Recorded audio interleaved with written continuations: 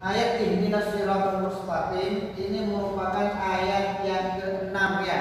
Kalau memasukkan bismillah sebagai bagian dari surat Al-Fatihah. Kemudian ayat yang ke-7-nya adalah siratal ladzina an'amta 'alaihim ghairil maghdubi 'alaihim waladdallin. Arti daripada ihdinas siratal mustaqim, kita ini semua manusia seperti yang pernah saya jelaskan itu tidak lepas dari salah dan dosa ya. Semuanya manusia yang ada di dunia ini berpotensi untuk melakukan kesalahan. Bahkan sekelas Nabi Muhammad saja itu pernah melakukan kesalahan ya. Tapi karena beliau maksum dijaga langsung oleh Allah, ketika Nabi Muhammad berbuat salah langsung ditegur oleh Allah. Itu Nabi Muhammad ya. Tapi kalau bukan karena kesadaran dari diri kita sendiri tentang salah atau perbuatan salah yang kita lakukan, kita tidak ada yang mengingatkan kecuali kesadaran diri sendiri. Makanya kita, karena kita tidak lepas dari salah dan dosa, maka kita harus banyak-banyak berdoa kepada Allah. Harus beristighfar kepada Allah ya. Astaghfirullahaladzim ya. Kenapa harus beristighfar kepada Allah? Karena manusia tidak lepas dari salah dan dosa. Nabi Muhammad saja beristighfar kepada Allah dalam sehari itu sampai 100 kali ya. Nabi Muhammad beristighfar kepada Allah dalam sehari sampai 100 kali. Padahal Nabi Muhammad itu sudah dijamin bahwa beliau akan masuk surga. Tapi beristighfar itu masih 100 kali dalam sehari. Itu Nabi Muhammad. Apalagi kita yang tidak dijamin masuk surga, kita juga tidak tahu apakah nanti ketika sudah mati kita akan dikebloskan ke neraka atau kita masuk kepada surga Allah. Makanya kita harus melakukan istighfar karena kita tidak lepas dari salah dan dosa. Nabi Muhammad saja yang sudah dijamin masuk surga itu sudah beristighfar kepada Allah dalam sehari, kata Nabi Muhammad itu sampai 100 kali. Jadi istighfar itu bisa menghilangkan noda dan dosa yang ada dalam diri manusia.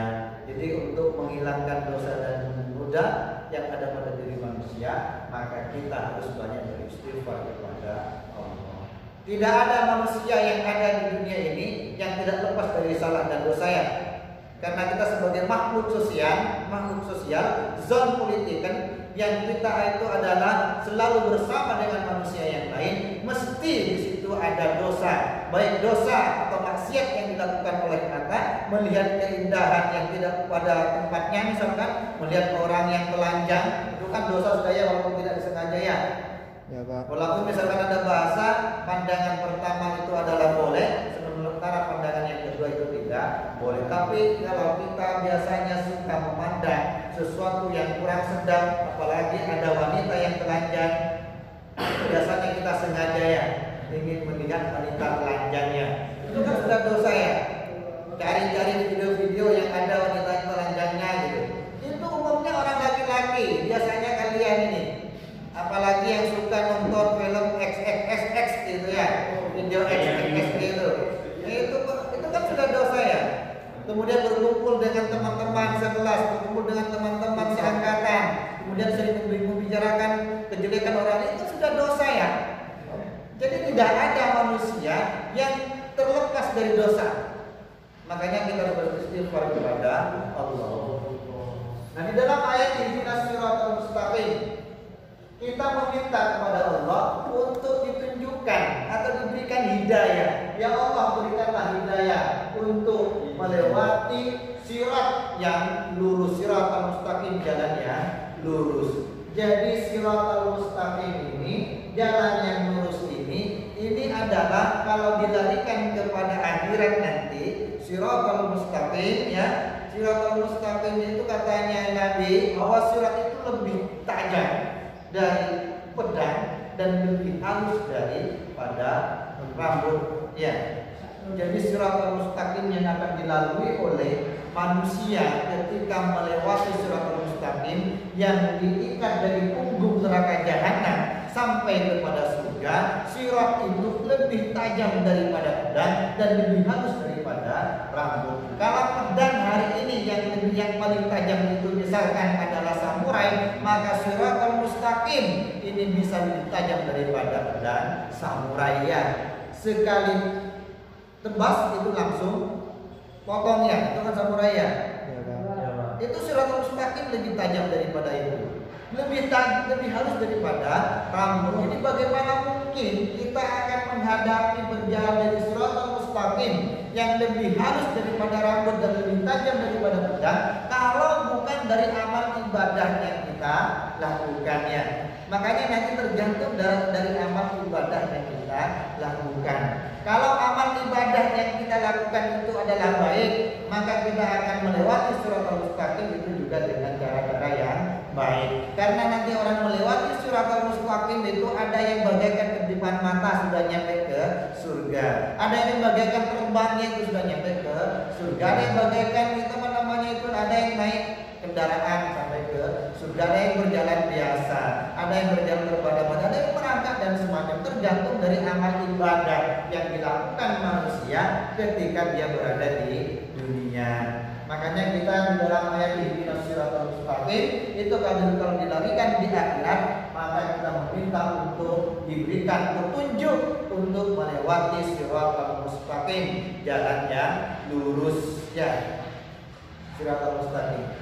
Nah, kalau kita di dunia ini kita juga meminta kepada Allah untuk bagaimana berjalan dalam jalan yang benar. Apa jalan yang benar itu? Jalan yang benar itu ada yang namanya adalah jalan Islam, karena agama selain agama Islam itu tidak diridhai oleh Allah. Katanya Allah di dalam Al-Quran, Inna dina indallahil Islam, sesungguhnya agama di sisi Allah itu adalah agama Islam. Ada yang memaknai din itu adalah proses ketundukan berpikir ya. Ini filsafat proses nanti. Din itu ada yang memaknai adalah proses ketundukan berpikir, sehingga kalau misalkan ada ayat inna dina indallahil Islam, kalau Islam kembali saya jelaskan, kalau Islam itu bisa bermakna pasrah dan patuh atau tunduk ya, biar kita selamat. Itu kan Islam. Dari aslama yuslimu islaman yang bermakna patuh, tunduk dan pasrah. Atau kalau dari akar kata salima yaslamu salaman berarti selamat. Kalau kita tunduk dan patuh serta pasrah kepada hukum-hukum Allah, kepada perintah-perintah Allah, niscaya kita akan menjadi orang yang selamat. Selamat di dunia juga selamat di akhirat. Itu kan Islam. Makanya kalau dia diartikan sebagai ketundukan berpikir, ayat ini nanti bisa bermakna sesungguhnya ketundukan berpikir indallahi di sisi Allah. Al-Islam adalah kepasrahan total kepada Allah. Kan itu ya. Karena ada yang memaknai Islam itu bukan hanya agama yang dibawa oleh Nabi Muhammad, tapi agama yang dibawa oleh nabi-nabi yang lain. Itu Islam. Itu banyak contohnya di dalam Al-Quran. Misalkan ketika menceritakan tentang Nabi Ibrahim, وَوَصَّى بِهَا إِبْرَاهِيمُ بَنِيهِ وَيَعْقُوبُ يَا بَنِيَّ إِنَّ اللَّهَ اصْطَفَى لَكُمُ الدِّينَ فَلَا تَمُوتُنَّ إِلَّا وَأَنْتُمْ مُسْلِمُونَ. Dia juga adalah muslimun ya, adalah Islam. Jadi secara generik makna Islam itu bukan hanya agama yang dibawa oleh Nabi Muhammad, tapi agama yang dibawa oleh nabi-nabi sebelumnya juga adalah Islam, mengajarkan ketundukan dan kepatuhan hanya kepada Allah, tidak kepada yang lain. Kan begitu. Jadi Nabi diutus hanya untuk menyebarkan kalimat tauhid, la ilaha illallah illallah Muhammadur Rasulullah. Jadi ini salah ada yang memaknai seperti itu, yang inna dina indallahi Islam. Sesungguhnya kedudukan berpikirmu di sisi Allah adalah al-Islam, kepasrahan total kepada Allah. Kadang kita kan berpikir tentang sesuatu itu kan kadang kalau sudah mengandalkan pikiran kita, kadang kita sudah tidak sampai kepada Allah ya. Makanya kedudukan berpikir di sisi Allah adalah pasrah total kepada, pasrah semuanya ini dari yang berkuasa dalam Allah. Begitu ya. Ini nanti Allah, ini istilah siratal mustaqim.